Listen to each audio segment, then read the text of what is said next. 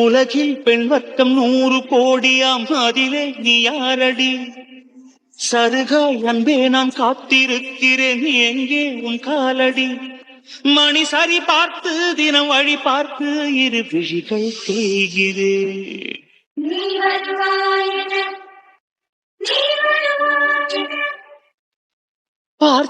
Oh my God, இன்னைக்கு Sunday ஆச்சே.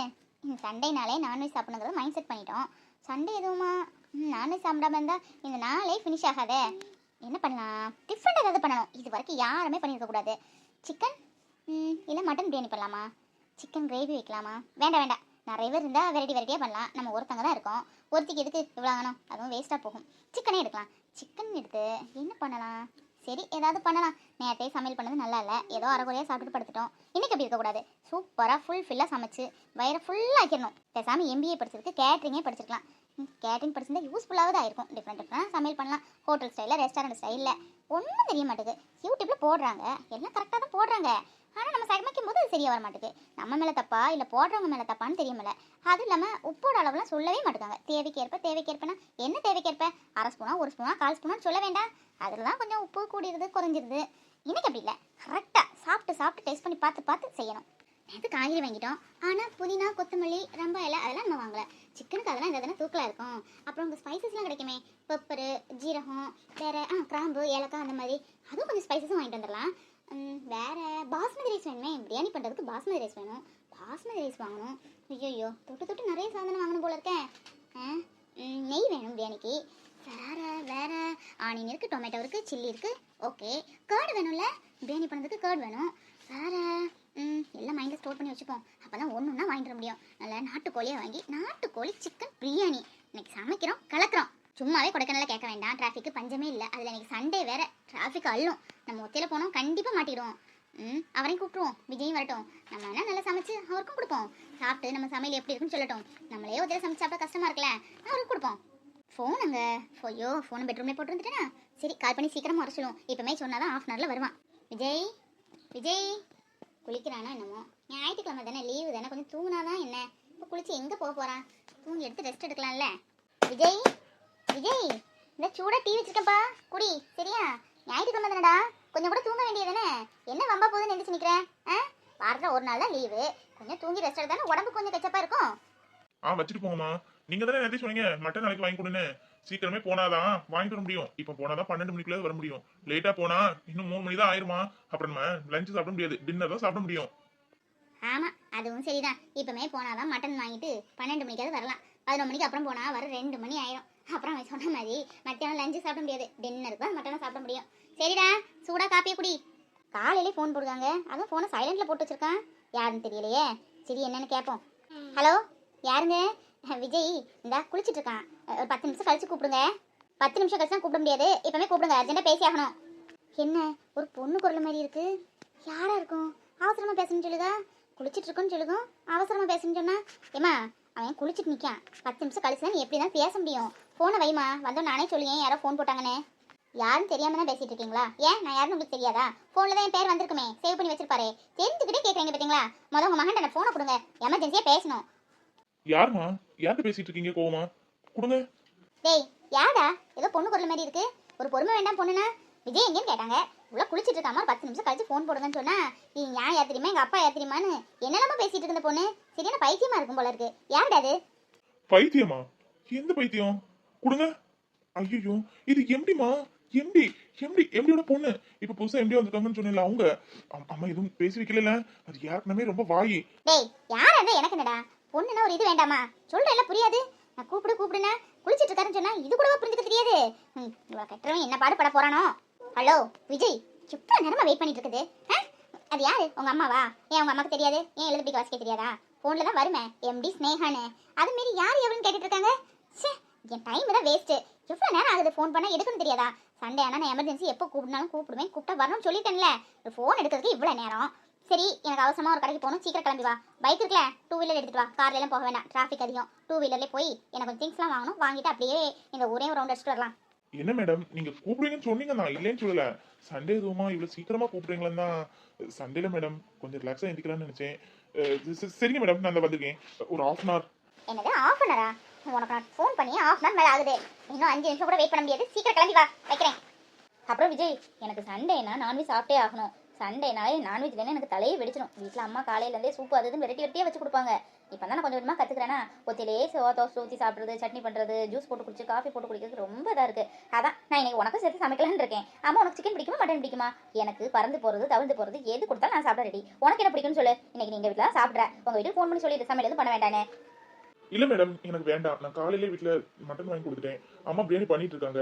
நான் போகலைன்னா நல்லா இருக்காது. அம்மாவும் நானும் தான் வீட்டுல. அம்மா எனக்காக தான் பார்த்து பார்த்து சமைப்பாங்க. அப்படி இருக்கும்போது சாப்பிடாம இருந்தா கஷ்டப்படுவாங்க. அது இல்லாம நான் சாப்பிடலன்னு எங்க அம்மா சாப்பிடவே மாட்டாங்க. அதனால எனக்கு வேண்டாம் மேடம், நீங்களே சாப்பிடுங்க. நெக்ஸ்ட் சண்டே நீங்க சொல்லுங்க, நீங்க என்ன பண்ணி கொடுத்தாலும் நான் சாப்பிட ரெடி. அதெல்லாம் முடியாது விஜய். நான் ஃபிக்ஸ் பண்ணதான். அம்மா பண்ணுற சமையலை நீ நைட்டு போய் சாப்பிட்டுக்க, இல்லை இங்கே சாப்பிட்டு போயினா கூட சாப்பிட்டுக்கோ, எனக்கு நோ அப்ஜெக்ஷன். நான் பண்ணுறதை இன்னைக்கு சாப்பிட்டே ஆகணும், டேஸ்ட்டை சொல்லியே ஆகணும். நான் எனக்கு ஒரு புது விதமான மொகல் பிரியாணி பண்ணலான்னு இருக்கேன். அதுக்கு கொஞ்சம் சிக்கன்லாம் வேணும். அப்புறம் ஃப்ரைட் ரைஸுக்கு இது வேணும், அது என்னது ரைஸ், பாஸ்மதி ரைஸு, கீ, வேறு என்னதோ நினச்சினே, வேறு கேர்டு, இந்த மாதிரி நிறைய ஐட்டங்கள் வாங்க வேண்டியிருக்கு. இதெல்லாம் வாங்கிட்டு எங்கள் வீட்டில் நான் கொஞ்சம் ஹெல்ப் பண்ணி கொடுக்குறேன். காயெல்லாம் கட் பண்ணி கொடுக்குறேன், சிக்கன்லாம் கழுவி கொடுக்குறேன். அப்புறம் நான் பிரியாணி பண்ணிடுவேன். நம்ம ரெண்டும் சேர்ந்து சாப்பிட்டுட்டு உங்கள் வீட்டுக்கு மீதி இருந்தாலும் கொண்டுட்டு போ, இல்லை வீட்டில் போய் வேறு சாப்பிட்டாலும் சாப்பிட்டுக்கோ. ஐயோ கடவுளே, எப்படி வந்து சிக்கியிருக்கேன் பத்தியா? ஆமா, சிக்கன் நான் கழுவணுமா, வெங்காயம் தக்காளியும் நான் கட் பண்ணணும், அப்புறம் வேற அரிசியெல்லாம் நான் வாங்கி கொடுக்கணும். எல்லாம் நான் வாங்கி கொடுத்து நானே கட் பண்ணி எல்லாம் நான் பண்றது, இவங்க பண்றதுக்கு நானே பேசாம சமைச்சிட்டு போயிருவேனே. இதுக்கு இவங்க சமைக்கிறேன்னு ஒரு பிட்டு பேர் வேற. ஷோ கடவுளே, இன்னைக்கு எப்படி நான் தப்பிக்கேன்னு தெரியலையே. இவங்க வரவரை ரொம்ப நல்லா டார்ச்சர் பண்றாங்க. என்ன விஜய், மைண்ட் வாய்ஸா? என்ன ஆனால் சரிதான், இன்னைக்கு என் சமையல் நீ சாப்பிடாம உன்னை விட போகிறது இல்லை. நான் சூப்பராக சமைப்பேன் தெரியுமா? ஆனால் டேடி மம்மி ஒத்துக்கவே மாட்டாங்க. நான் செமையாக சமைக்கிறேன், நீ சாப்பிட்ற. இதோட ஃபீட்பேக்கை என் டேடிக்கு ஃபோன் பண்ணி தரேன், நீ சொல்கிறேன். நீ சொன்னாலாவது எங்கள் வீட்டில் நம்புறாங்களா இல்லையான்னு பார்ப்போம். சரி ஃபாஸ்ட்டாக போ, ஏற்கனவே ½ hour லேட்டு. கார்த்திக் எப்படியும் எந்திரிச்சிருக்க மாட்டாரு. இன்னைக்கு அவருக்கு தட்டை புடல சமையல் பண்ணும். அவருக்கு பிடிச்ச வெரைட்டி ஐட்டம் டிஃப்ரெண்ட் ஸ்டைலில், ரெஸ்டாரண்ட் ஸ்டைலில் பண்ணணும். அவர் எப்படியும் 11 மணிக்கு தான் எந்திரிப்பாரு. அதுக்குள்ளே முதல்ல ஆப்போம், அப்புறம் பாயான்னு ஏதோ சொல்வாரு, அதெல்லாம் தெரியாது, யூடியூப்பை பார்த்து கற்றுக்கலாம். அந்த மாதிரி நிறைய எனக்கு வெரைட்டி வச்சு அவரை தாக்க வேண்டியதான். சூடாக சூப்பு போட்டு குட் மார்னிங் அத்தா அப்படின்னு ஒரு கிசு. என்னம்மா, என்ன வேணும்? வந்ததுல தன்னதாலே பேசிட்டு இருக்க. சிக்கன் வேணுமா, மட்டன் வேணுமா, பீஃப் வேணுமா, என்ன வேணும்? இல்லை தாத்தா, என்ன சமைக்கலாம்னு யோசிச்சுட்டு இருந்தேன். தாத்தா, சிக்கன் நல்ல நாட்டுக்கோழி வேணும். அதுவும் இல்லாமல் சடான்னு ஒரு கொதியில் வேகிற மாதிரி எனக்கு சிக்கன் வேணும். நல்ல நாட்டுக்கோழியாக இருக்கணும். ரொம்ப அந்த குக்கர்லாம் போட்டு நான் அவிச்சிட்டு இருக்க மாட்டேன். தக்காளியெல்லாம் வெட்டி போட்டு தேங்காய் திருவி போடும் போதே சிக்கன் நல்ல பளபளன்னு வெந்துடணும். அப்புறம் ஃப்ரை பண்ணும்போது கூட பூவாக இருக்கணும். அந்த மாதிரி நல்ல ஃப்ரெஷ்ஷான சிக்கனாக கொடுங்க. அப்புறம் 1 கிலோ எவ்வளவு? இங்கே சிக்கன் மட்டும் இல்லை, மட்டனும் பூவாக வந்துருமா. ஏன்னா இதெல்லாம் நான் வளர்க்குற ஆடு. இந்த ஆட்டுக்கு எல்லாம் இயற்கை சாப்பாடு தான் கொடுக்குது, செயற்கை எதுவும் கொடுக்குறதில்ல. நல்ல நுனிப்புள்ளும் பசும்புள்ளும் மேஞ்ச ஆடும் கோழியும் நம்மகிட்ட வாங்கி சாப்பிட்டேன்னு ருசியே தனி. ஒரே ஒரு கொதி தான், நீ போட்டு அடுப்பு பற்ற வைக்கிறதுக்குள்ள அணைக்கிறதுக்குள்ள வெந்து போகும். நீ அடுத்தது நம்மகிட்ட வந்து தேடி வரேன்னா பார்த்துக்கியேன். மற்ற இடம் மாதிரிலாம் இல்லை. மட்டன் 1 கிலோ 1000 ரூபா தாமா. வெளியே விசாரிச்சு பாரு 1200 வச்சு கொடுக்கானுவ. இது நம்ம தோட்டத்தில் தோட்டத்தில் நம்ம வச்சிருக்கோமா, அதனால நான் ரேட்லாம் கம்மி பண்ணி கொடுத்தேன். பண்ணை வேற வச்சிருக்கோம் நம்ம தோட்டத்திலே இந்த வளர்க்குறதுக்கு ஆடு மாடு கோழியெல்லாம். அப்புறம் கோழி கொஞ்சம் விலை கூடுதலாமா.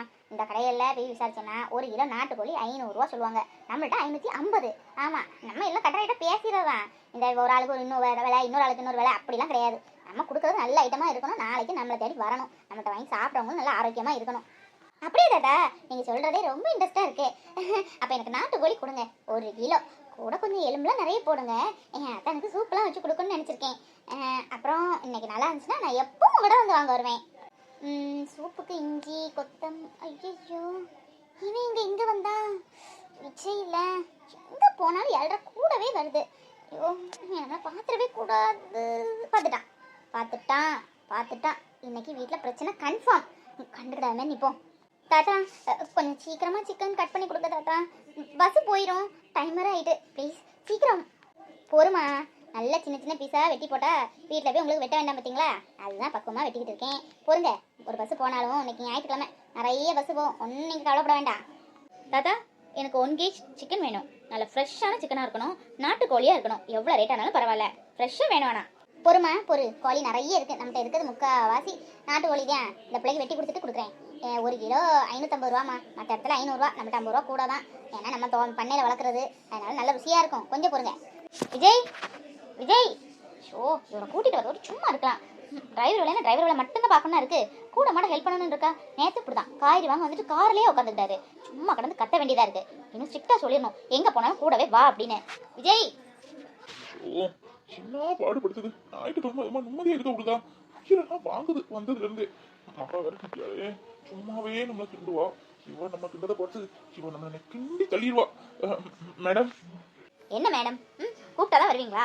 நேரத்தை சொல்லியிருக்கேன்ல, நான் எங்கே போனால் என் கூடவே வரணும் அப்படின்னு. மட்டன் வாங்கணும்னு நினச்சேன். இப்போ எனக்கு மட்டன் வாங்குற மூடு இல்லை. சிக்கன் தான் வாங்கலான்னு இருக்கேன். சிக்கன் ஓகேவா? சிக்கன் சாப்பிடுங்க தானே? என்ன விஜய், பார்க்கவே கண்குளிர்ச்சியாக இருக்கேன். ஒரு மாசத்துல ஒரு பொண்ணை கரெக்ட் பண்ணிடுவியா நான் பெட்டு கட்டினேன். ஆனால் பரவாயில்ல, நீ ரொம்ப டேலண்ட் தான். 10 நாள் கூட முழுசாகல, அதுக்குள்ள ஒரு பொண்ணு, அதுவும் வயாடி பொண்ணு, உன்னை ரொம்ப மதிக்கிற பொண்ணை கரெக்ட் பண்ணியிருக்க போல இருக்கு. எனிவே வாழ்த்துக்கள், நல்லா இருந்தா சரிதான். ஏய் பைத்தியம், யாரும் தெரியாம பேசாத. இது நம்ம ஆபீஸுக்கு வந்து புது எம்டி. ஏன் கார்த்திக் சொல்லலையா? உயிரெல்லாம் வாங்குது. எதுக்கு அங்க இருந்து வந்திருக்குனே தெரியல.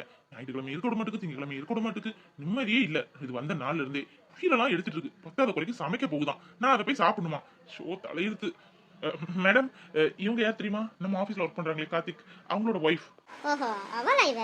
நானே பார்க்கணும் தான் நினைச்சேன். சரியான திமிர் பிடிச்சோட இருப்ப போல இருக்கே. ஹாய், எப்படி இருக்கீங்க? நல்லா இருக்கீங்களா? ஹாய். ஓ, நீ தான் கார்த்திகோட ஒய்ஃபா? Okay okay. அப்புறம் விஜய், இங்கே நின்று டைம் வேஸ்ட் பண்ண வேண்டாம். இங்கே இன்னும் ½ hour ஆகும் போல இருக்கு. அங்கே ஒரு ஷாப் இருக்கு பத்தியா? அங்கே போய் பாஸ்மதி ரைஸு, கீ, அப்புறம் பிரியாணிக்கு என்னெல்லாம் தேவையோ அதெல்லாம் வாங்கிட்டு நான் உனக்கு தேவையானதான் வாட்ஸ்அப்பில் சென்ட் பண்ணி விட்றேன். கூகுள் பேல காசும் போட்டு விட்றேன். சீக்கிரம் போ, டைம் ஆயிட்டு. என்ன பிரியா, சாமி கும்பிட்டாச்சா? இப்ப திருப்தியா? காலையில கோயிலுக்கு கூட்டிட்டு போக சொன்னா முடியல, சாயங்காலமாவது கோயிலுக்கு கூட்டிட்டு போங்கன்னு உயிர் எடுத்தியே. எப்படியாவது நினைச்சதை சாதிச்சிடணும் இல்ல பிரியா? அப்படி எனக்கு என்ன சாமி பார்த்தே ஆகணும்னு வேண்டுகோள் வச்சிருக்க? என்ன வேண்டுதல் எனக்கு தெரிஞ்சுக்கலாமா? எனக்கு இவ்வளவு ஒர்க் இருக்கு தெரியுமா? நிறைய நோட்ஸ் எழுத வேண்டியது இருக்கு. அப்புறம் குழந்தைங்களோட நோட்ஸ் எல்லாம் திருத்த வேண்டியது இருக்கு.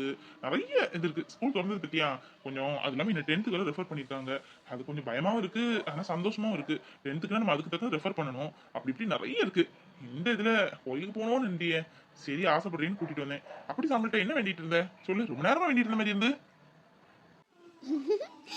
உனக்கு எவ்வளோ முக்கியமா வேலை இருந்தாலும் பரவாயில்ல, ஆனால் நம்ம சொல்ல போகிற விஷயத்த நீ கேட்டேன்னு வையேன், இதெல்லாம் ஒரு வேலையா சொல்லி தாளாகால் புரியாம சந்தோஷப்பட போற.